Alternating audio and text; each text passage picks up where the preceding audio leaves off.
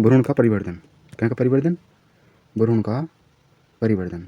दोस्तों परिवर्धन का मतलब होता है बढ़ना। तो नेक्स्ट टॉपिक है भ्रूण का परिवर्धन।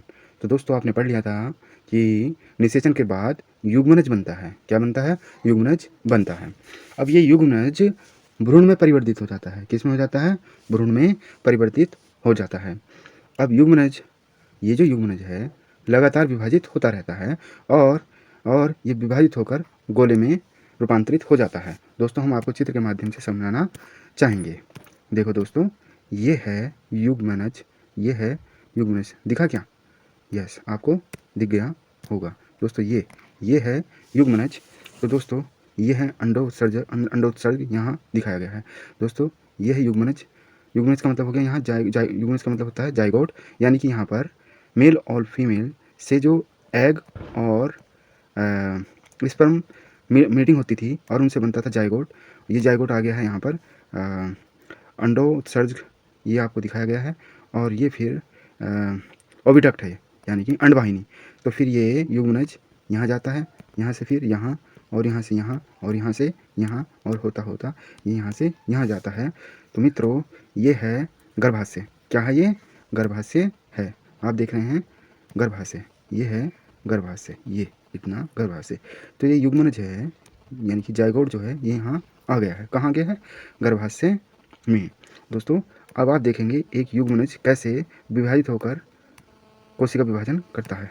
दोस्तों ये जो आप देख रहे हैं ये क्या है? ये है युग्मनज। क्या है ये? ये है युग्मनज। ठीक है, यानी कि ये युग्मनज कोशिका विभाजन के द्वारा बड़ा होता जाता है। पहले इतना होगा, फिर और बढ़ा, फिर और बढ़ा, फिर और बढ़ा, फिर और इस तरह से ये बन गया पूरा युग्मनज। ठीक है दोस्तों, अब क्या होगा? अब होगा ये कि ये जो गर्भाशय में गया है युग्मनज, अब धीरे धीरे ये ऊतकों और अंगों में परिवर्तित हो जाएगा। किस किस में? ऊतकों और अंगों में ये परिवर्तित हो जाएगा। तो दोस्तों अब ये पूरा बन गया है ये भ्रूण। क्या बन गया है? भ्रूण। ये जो ऊतक और अंग जो बने हैं शरीर के, इसे ही तो भ्रूण कहते हैं। तो ये भ्रूण गर्भाशय की दीवार में रोपित होकर विकसित हो जाता है। तो भ्रूण का विकास कहाँ होता है? आंसर है गर्भाशय में। कहाँ होता है?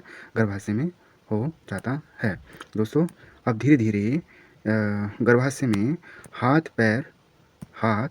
पैर और दूसरे अंग जैसे सिर, आंखें, कान आदि विकसित होने लगते हैं। ठीक है, तो वह अवस्था जिसमें सभी शारीरिक भागों की पहचान हो जाती है उसे हम कहते हैं गर्भ।